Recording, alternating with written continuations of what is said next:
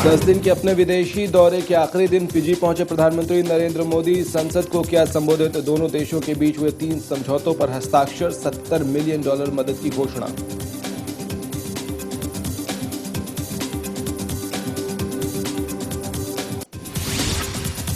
गुजरात में आनंदीबेन मंत्रिमंडल का पहला विस्तार आज। मंगूभाई पटेल और विजय रूपाणी सहित 4 मंत्री लेंगे शपथ।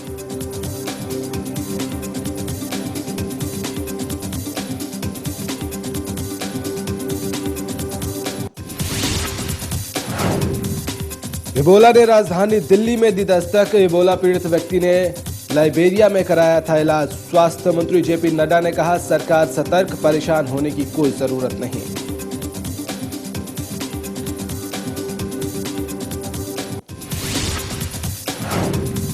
संत रामपाल को लेकर हरियाणा पुलिस ने किया बड़ा खुलासा। आश्रम में बड़ी मात्रा में हथियार और गोला बारूद। बाबा के दस्ते को ट्रेनिंग दे रहे हैं रिटायर्ड फौजी।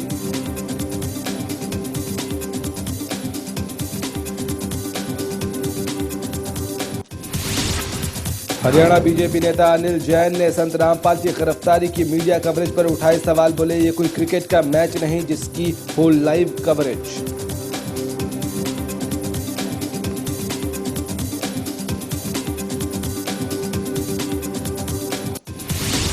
और सलमान खान की बहन अर्पिता की धूमधाम से हुई शादी। हैदराबाद के फलकनुमा होटल में लिया 7 फेरा। कई नामी हस्तियां हुई शामिल।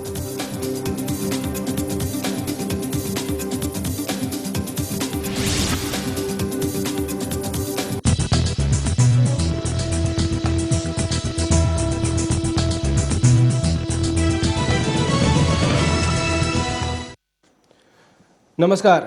गिरते पारे के बीच सुर्खियों की गर्माहट लिए मैं हाजिर हूं सुप्रभात भारत में। आप सबका बहुत बहुत स्वागत है। हमारे साथ हमारे दोनों एक्सपर्ट भी मौजूद हैं, राम और नीरू। आप दोनों का बहुत बहुत स्वागत है। चलिए शुरुआत करते हैं। सबसे पहले बात उस बाबा की जिसने बवाल मचा रखा है। सबसे पहले बात उस बाबा की जिसने तहलका मचा रखा है, जिसने सुर्खियों को अपने नाम पेटेंट करवा रखा है। लेकिन जब सुर्खियां बनाने के लिए मीडिया के लोग वहां पहुंचते हैं तो उनकी पुलिस भी डंडों से पिटाई करती है। आप सही समझ रहे हैं, बाबा रामपाल की बात कर रहे हैं हम। लेकिन उस पे आए उससे पहले जरा दर्शकों को बता दे राम कि आज हम क्या क्या खबरें इसके अलावा और भी लेने वाले हैं। बिल्कुल गौरव, जैसे आपने कहा कि सबसे पहले हम बाबा के बवाल की बात करेंगे। उसके बाद दूसरी तरफ अगर बात करें, जिस तरह से मोदी विदेशी भ्रमण पर हैं, जिस तरह से उन्होंने एक के बाद एक दौरे किए हैं, उनकी बात करेंगे। और हमने जैसे बताया कि अर्पिता की शादी, सलमान खान की बहन की शादी कल हुई है बड़े धूमधाम से, क्योंकि काफ़ी दिनों से इस पर चर्चा चल रही थी और कल आखिरकार शादी हो ही गई। और जाते जाते हम आपके लिए लेकर आएंगे कुछ स्पेशल, कुछ जरा हटके, और उस जरा हटके में होगा आपके लिए कुछ ज्ञानवर्धक बातें भी। चलिए, ज्ञानवर्धक बातें होंगी, लेकिन ज्ञान जिसका देने का फर्ज है, ज्ञान समाज में बांटने का जिनका काम है, वो ज्ञान की जगह गोलियां बरसा रहे हैं, वो ज्ञान की जगह पेट्रोल बम फिकवा रहे हैं। बाबा रामपाल की बात कर लेते हैं। नीरू, जिस तरह से हमने कल देखी तस्वीरें, ऐसा लगा ही नहीं कि पुलिस किसी संत को पकड़ने गई हो, किसी बाबा को पकड़ने गई हो। ऐसा लग रहा था कि कोई आतंकवादी है जिसने कहीं डेरा जमा रखा है, उसके साथी हैं और उसको पकड़ने के लिए पुलिस की फौज पहुंची है। गोलियां चला रहे हैं बाबा के समर्थक, पेट्रोल बम फेंक रहे हैं। ये कैसे बाबा हैं? जी गौरव, अगर बात करें संत रामपाल की तो बिल्कुल कल की अगर हम बात करें तो कल जो है 45,000 जो जवान है, जो पुलिस बल है, बाबा को पकड़ने गई थी, लेकिन वो लाचार साबित हुई समर्थकों के आगे, जो कि उनसे बहुत ही कम तादाद में थे। तो देखा जाए, क्योंकि समर्थकों, ये भी कहा जा रहा है कि समर्थकों के पास जो है पत्थर थे, उनके पास एसिड पैकेट थे जिनसे वो पुलिस पर हमला कर रहे थे। और अभी जो बड़ा खुलासा हुआ है वो ये है कि जो सेना से भर्ती जो रिटायर्ड जो अफसर हैं, वो उन्होंने उन्हें ट्रेनिंग दी है। तो अगर सबसे बड़ा सवाल तो यही खड़ा होता है कि आश्रम में इस तरह की चीजें गई तो गई कैसे? अगर पुलिस उस आश्रम के आसपास थी तो इस तरह की चीजें जो है, अगर हम माने ये एसिड के लगा लीजिए आप, या हथियार लगा लीजिए, पत्थर लगा लीजिए, ये सब गया तो गया कैसे? राम, पिछले कुछ दिनों से उस पूरे इलाके को छावनी में तब्दील कर रखा है पुलिस बल ने। उसके बावजूद अगर ये चीजें वहां हैं तो ये साफ है कि ये पिछले 10 दिन में, 15 दिन में, महीने भर में चीज़ें नहीं हुई, क्योंकि बड़ी तादाद में ये चीज़ें वहाँ उपलब्ध है। साथ ही साथ जिस ट्रेनिंग की बात हो रही है, तो क्या सवाल सिर्फ अब जो बीजेपी सरकार है राज्य में उस पर खड़ा होता है, या इससे 10 साल पहले से जो कांग्रेस की सरकार थी उस पर भी सवाल खड़ा होता है कि उसकी इंटेलिजेंस टीम कहाँ थी? इतना कुछ होता रहा, बाबा के नाम पर, आश्रम के नाम पर, संत के नाम पर हथियारों का जखीरा जमा किया गया, ट्रेनिंग दी गई, कहाँ थी सरकार? देखिए, जिस तरह से हमने कल देखा कि जो पूरी फोर्स लगाई गई थी एक किले को तोड़ने के लिए, आश्रम की दीवार को तोड़ने के लिए, और जैसे आपने कहा कि जो साधु संत होते हैं उनका काम होता है समाज में ज्ञान फैलाना, और ऐसा कहीं भी नहीं लग रहा था कि जिस तरह से पुलिस फोर्स को लगाया गया था वहाँ पर और जो मुंह तोड़ जवाब दिया जा रहा था दूसरी तरफ से, आश्रम की तरफ से, तो ऐसा कहीं नहीं लग रहा था कि वो किसी एक दिन की या फिर किसी एक हफ्ते की तैयारी हो। और यहाँ पर बात की जाए जिस तरह से अंदर से पुलिस बल के ऊपर फायरिंग हो रही थी, अंदर से आंसू गैस छोड़े जा रहे थे, पत्थरबाजी की जा रही थी, पेट्रोल बम फेंके जा रहे थे, तो जैसा आपने कहा कि इससे पहले की सरकार या फिर मौजूदा सरकार की अगर बात करते हैं यहाँ पर, तो बिल्कुल खट्टर सरकार के लिए तो एक चुनौती है, पहला परीक्षण उनकी अग्नि परीक्षा है। और अगर इससे पहले की बात करते हैं तो यहाँ पर कहीं ना कहीं जो फेलियर है, जो हमारे खुफिया तंत्र है, ये इस राज्य के जो खुफिया तंत्र हैं उनकी फेलियर है, क्योंकि आश्रम के अंदर अगर इस तरह से गोला बारूद या फिर इस तरह की कोई युद्ध की रणनीति तैयार की जाती है तो कहीं ना कहीं एक बहुत बड़ी बात है। और आप दैनिक जागरण के पहले पृष्ठ पर देख सकते हैं कि एक तरफ पुलिस फोर्स है और दूसरी तरफ जो आश्रम के जो अनुयायी है, जिनको ये कहा गया कि वो जो स्वामी हैं बाबा रामपाल है, उनके समर्थक हैं, उनके ये अनुयायी है, तो ये कहीं से नहीं लग रहा है कि जिस तरह से वो पूरे लाठी डंडों के साथ एक कमांडो के जो ड्रेस पर खड़े हैं, बाबा बेबस सरकार, बिल्कुल, और जो हेडिंग दी है बेखौफ बाबा बेबस सरकार, तो बिल्कुल सरकार यहाँ पर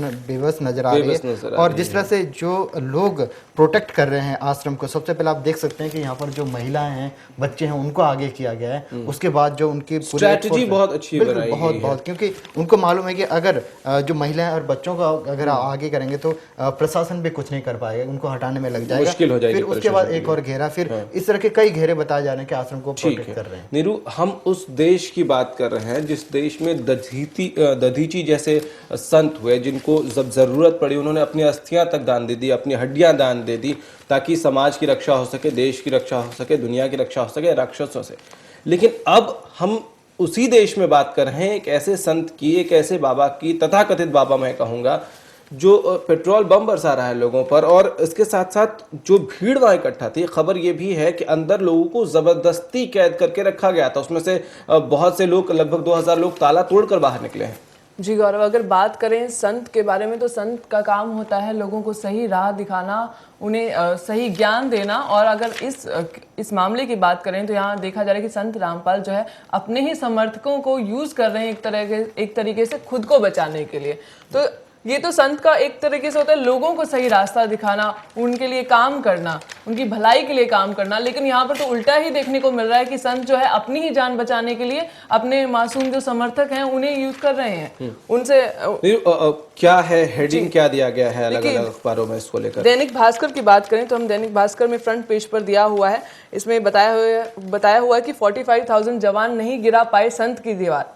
इसके साथ साथ अगर हम एसटी की बात करें, हिंदुस्तान टाइम्स की बात करें, तो इसमें भी लिखा हुआ है, इसमें हेडिंग दी हुई है कि Rampal followers hold out against police, कि पुलिस के अगेंस्ट जो है उसके जो समर्थक हैं वो खड़े रह पाए।